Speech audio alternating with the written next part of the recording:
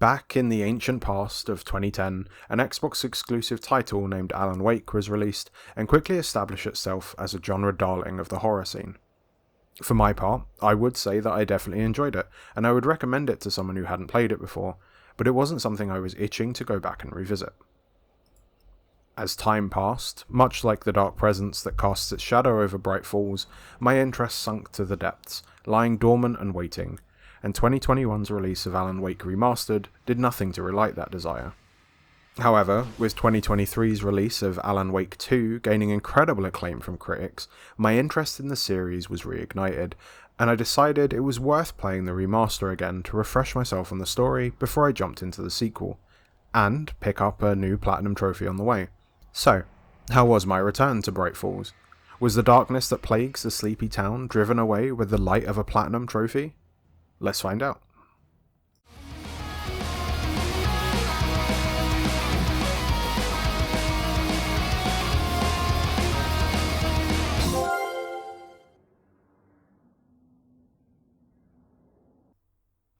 If you aren't already aware, Alan Wake is a survival horror game where you play as the titular character, a best-selling writer who is suffering from a prolonged stint of writer's block. Alan and his wife Alice travel to the sleepy American town of Bright Falls, planning to take a small vacation there, unbeknownst to Alan, to help him with his writing. Shortly after arriving, however, his wife goes missing, and Alan finds himself hounded by a people who have been taken over by a shadowy force, a being that Alan calls the Dark Presence. The story of Alan Wake is brilliant, aping both popular horror novels, particularly Stephen King's, as well as TV shows like Twin Peaks and X-Files. Its characters and settings are great, and if you're a fan of the media that has inspired the game, then you will love the narrative with all its twists and weaves. It's very difficult to talk about why Alan Wake is exactly so good without going into spoiler territory, but let me just say, if you love pulpy horror, then you will enjoy this. One of my favourite things about Alan Wake is how each chapter of the game is structured like a TV episode, starting with a previously on Alan Wake refresher and ending with its own credit sequence that has some incredible licensed music playing along with it, including Space Oddity by David Bowie, which is one of my favourite songs of all time. The whole thing plays into the vibe of a TV show, and it's incredibly charming for the way that it leans into that. Alan Wake's narrative and the way that it's presented to you was never something that needed remastering or changing at all. It's as captivating and thrilling as it was in 2010, so let's talk about the things that did change with the remaster. Graphically, I didn't find the remaster to be all that impressive. While writing this, I went back and had a look at the graphics of the original, and they held up surprisingly well. Character models are improved, generally speaking, but the faces often look stiff and don't emote that well in some cutscenes, which can often pull you out of the moment. The background scenery fares better, with the areas being much more detailed and clearer, but again, it wasn't a huge jump from the original despite the gap of 2 console generations. This isn't to take away from how good the game's areas and sceneries look though. The game's art direction was incredible, and all of the areas look great. The environments you move through maintain the incredible atmosphere and spooky ambience that the original had 13 years ago. The key theme and driving force behind the story of Alan Wake is darkness and light, and the game does an incredible job of utilising this theme in all of its key areas.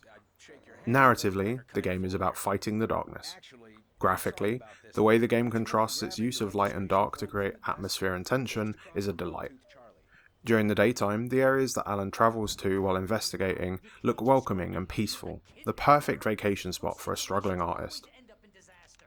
It's when night falls over the town, though, that the game uses shadow and darkness to great effect. The way that enemies appear from behind trees or slink out of the shadows behind rocks never fails to be alarming, especially when accompanied by the panic-inducing sting of the music.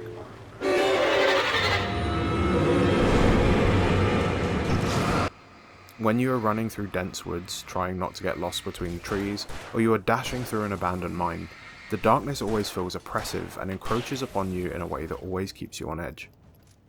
The sight of a checkpoint in the distance as you move, represented by the white light of a street lamp, is always a welcome sight, banishing the sense of dread the same way that the safe haven banishes the darkness around Alan.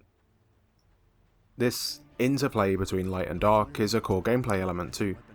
To defeat the enemies that Alan Wake faces, known as the Taken, he must strip the darkness from them, and you do this by shining a torch at them, aggressively. Doing this for long enough will strip the Taken of their shields and allow you to hurt them with your guns. It's still an interesting mechanic 13 years later, and it's a very unique point that helps Alan Wake stand out against other survival horror giants, and serves further to integrate the gameplay and narrative for the player. But it is here, where the narrative theming and combat mechanics join together so well, that my memory of this game and the reality of playing it clashed. Alan Wake felt janky to play to me in 2024. I don't remember the original feeling that way, but it's been a long time since 2010. I had forgotten how clunky and slow Alan moves when he's trying to run from enemies.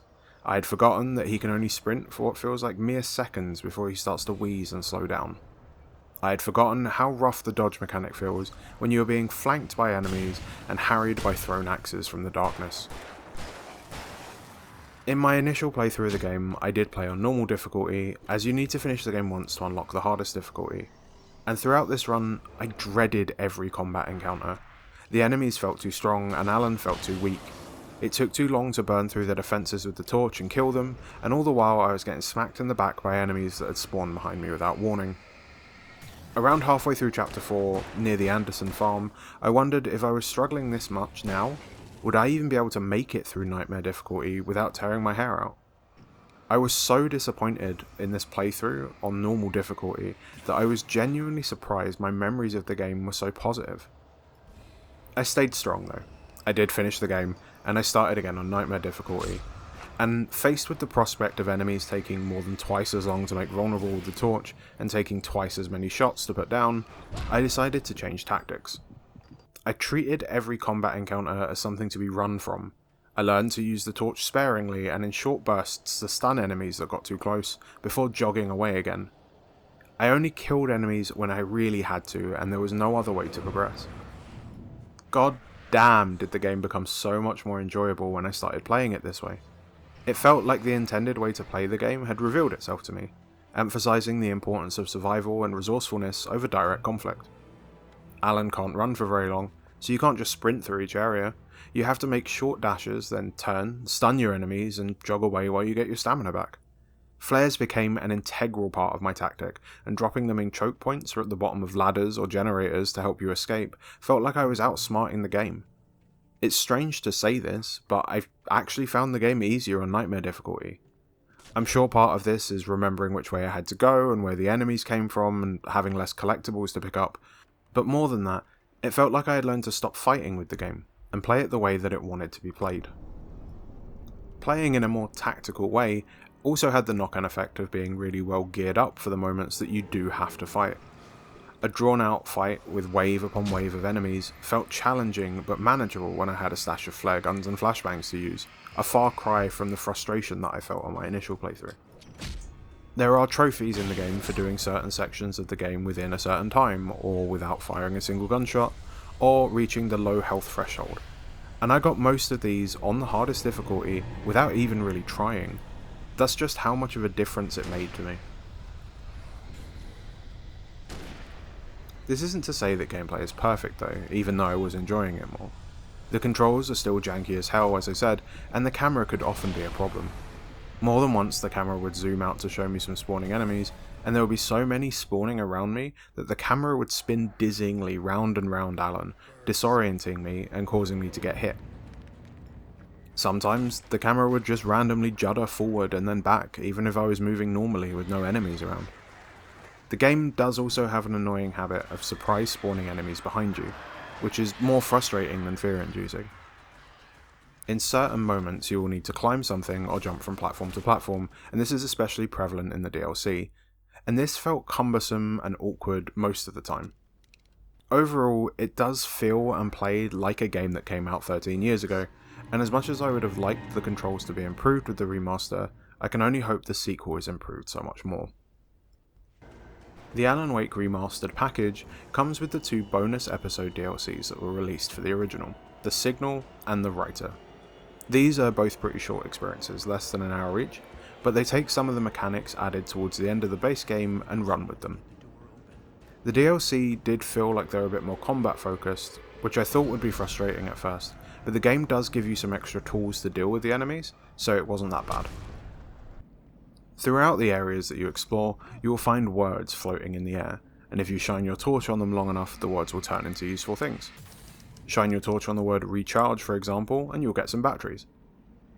It's a nice way of explaining the presence of guns, ammunition, and batteries while Alan is inside the dark place, and another moment where the game weaves the narrative into its mechanics. Where the DLC uses these words most effectively, though, is the other, more specific effects. In the first DLC, there is a room full of furnaces that all have the word blast in front of them. If you activate these words, the furnace explodes in a plume of fire and light briefly before going out. There's a trophy for activating all of these furnaces, but more importantly, if you're clever and you wait a moment for an enemy to step in front of the furnace before you activate it, boom! The enemy gets toasted, saving you ammo and time. The DLC is full of areas with these kind of effects, and they're really fun to abuse to get through the areas quickly and safely.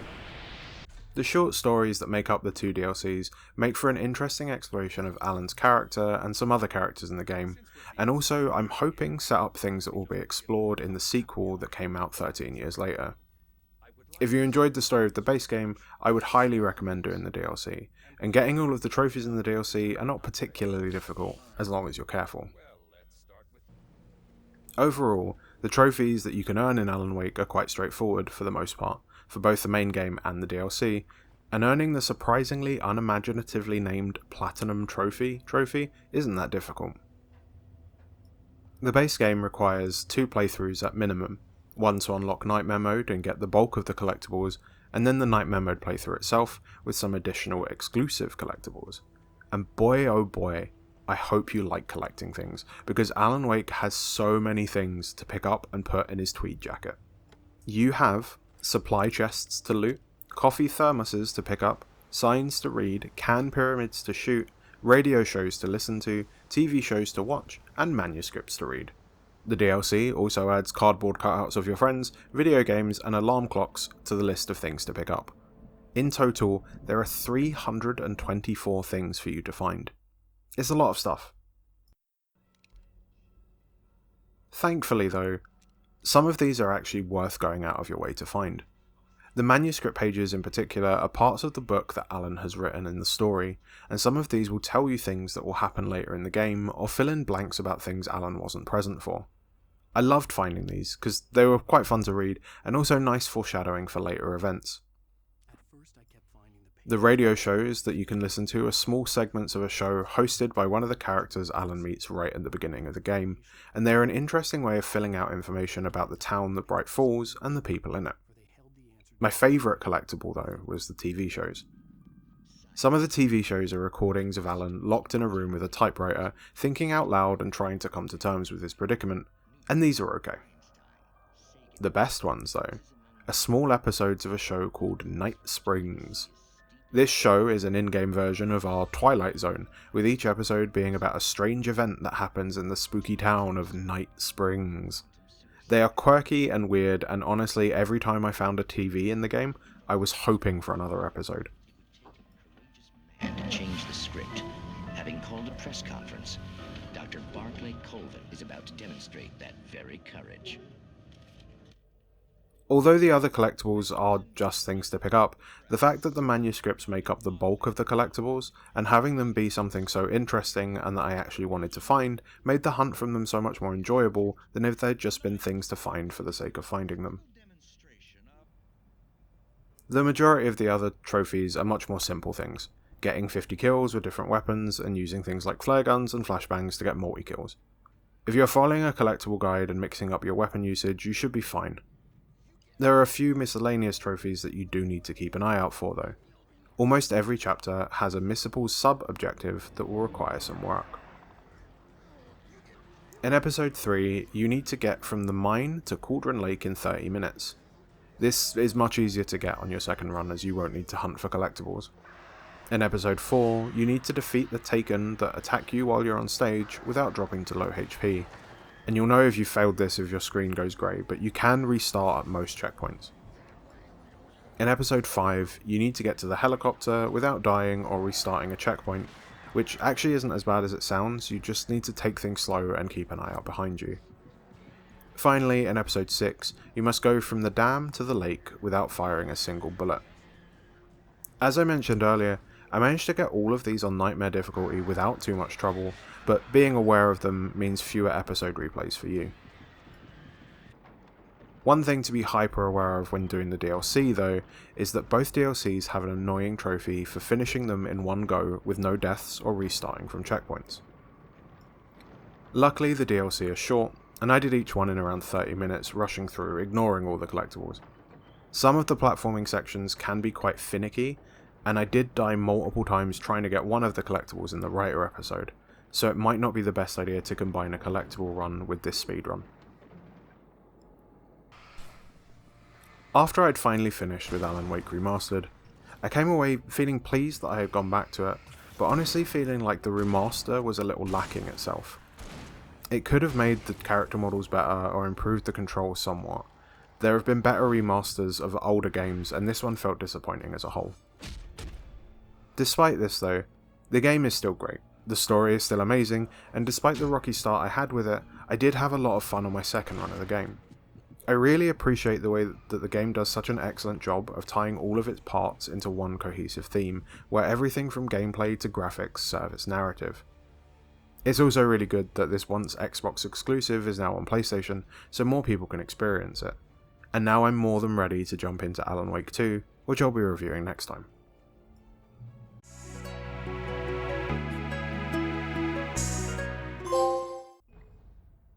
Thanks for watching this video. If you enjoyed it, please consider subscribing for more Platinum Hunting reviews. Have you played Alan Wake or its sequel? Let me know down in the comments, and check out pressxgaming.com for written reviews and more. Until then, happy hunting.